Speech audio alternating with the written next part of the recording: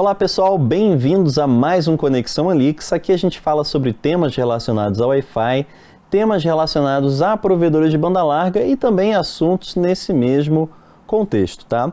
A gente sempre fala, traz vídeos sobre a parte interna e já trouxemos sobre parte interna de roteadores, de UNUs.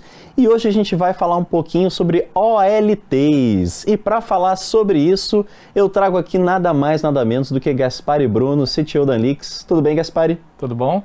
E Gaspari, ia ficar meio complicado a gente trazer uma OLT aqui, é grande, Então a gente vai trazer umas fotos, Fala um pouquinho. Exatamente. A OLT, principalmente quando a gente trabalha com chassis, de OLTs, elas tendem a ter um volume muito grande, ela tende a ser grande demais. Então a gente trouxe algumas fotos, principalmente da parte interna, para apresentar para o pessoal como é que é uma OLT e os componentes internos da OLT.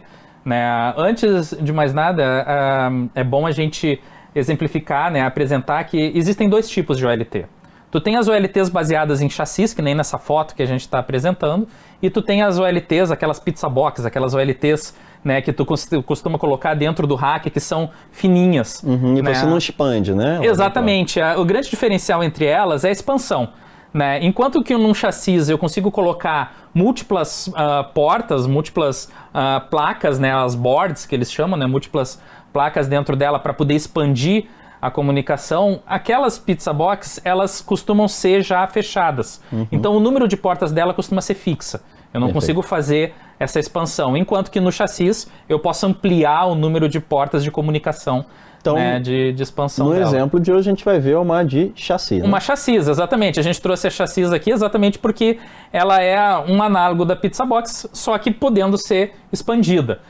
Aqui a gente tem em destaque aonde que ficam aquelas portas PON, as portas de comunicação da OLT, que levam a fibra até a casa do usuário. Aqui a gente está trazendo uma placa de comunicação de uplink de 4 PONs, de 4 portas, que a gente tem. Essa bem no cantinho aqui, Que é essa bem no cantinho, em branco. Ali central a gente tem uma placa que é conhecida como a placa de gerência, certo? Que é a placa que vai nos dar o acesso, por exemplo, à configuração, de todo o processo da OLT.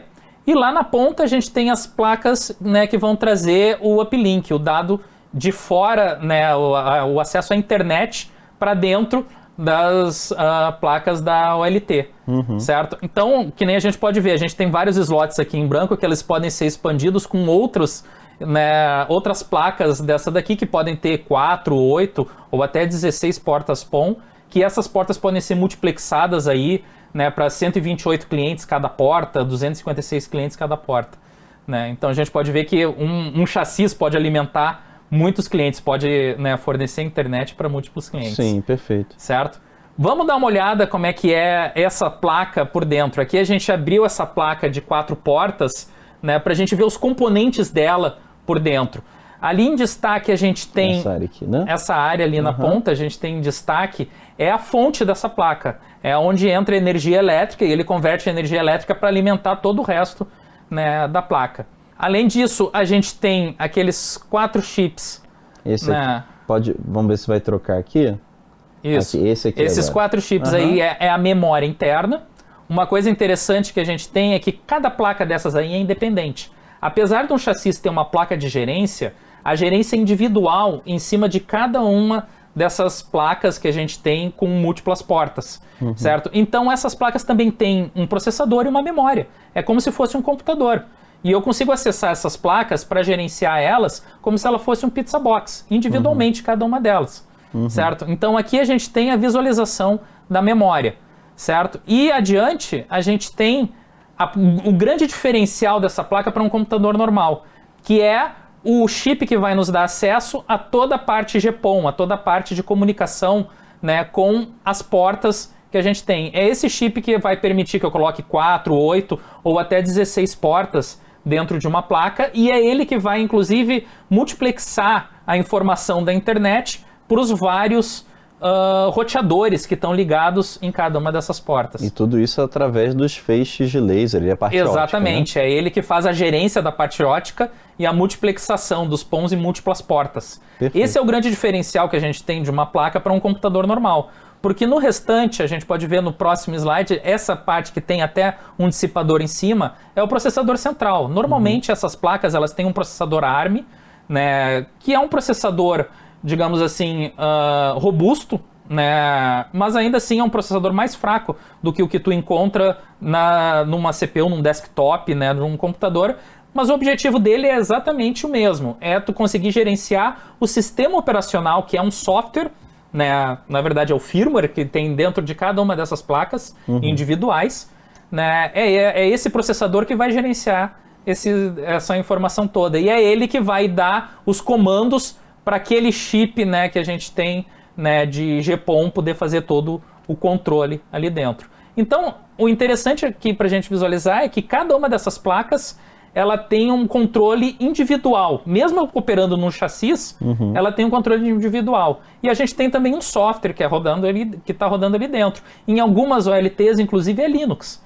Entendeu? Tem OLTs aí que roda um kernel Linux ali dentro, simplesmente com um controlador de GPON para conseguir fazer toda essa comunicação. Perfeito. E se é chassis, tem um controlador ali central, né, que interage com as placas. O controlador central que está ali dentro é simplesmente para te chavear o teu controle para cada uma das placas. Então, quando tu entra na comunicação pelo controlador central do chassis, tu vai dizer para ele qual placa que tu vai querer gerenciar. A partir daí, o controle passa para a placa. Perfeito. Muito interessante. Bom, acho que são esses componentes, né? Exatamente. Uma coisa interessante que a gente tem para citar em cima dessa parte da OLT é o seguinte: como a gente viu, cada uma dessas placas elas têm um controlador, um processador central. Então, cada uma delas tem também uma gerência que é individual em relação ao chassis inteiro. Muitos provedores eles pecam gerenciando o chassis como um todo, quando na verdade a gente pode ter dentro do chassis uma outra dessas placas, dessas boards, que estão, por exemplo, sobrecarregadas. O processador está com uma carga muito alta, né? Ou a própria GPON está com uma temperatura muito alta, certo? E aí, se tu gerencia o chassis como um todo, tu não consegue ter essa visualização. E às vezes tu pode até vir a perder uma placa se for uma questão de temperatura.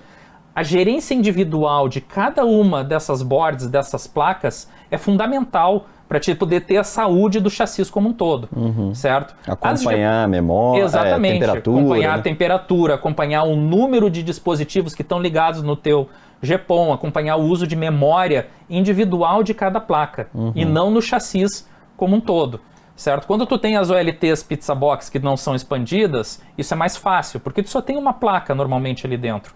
Agora, quando tu tem um chassis, essa informação individual é fundamental. Perfeito. Então fica a dica aí de monitoramento também, né? Exatamente.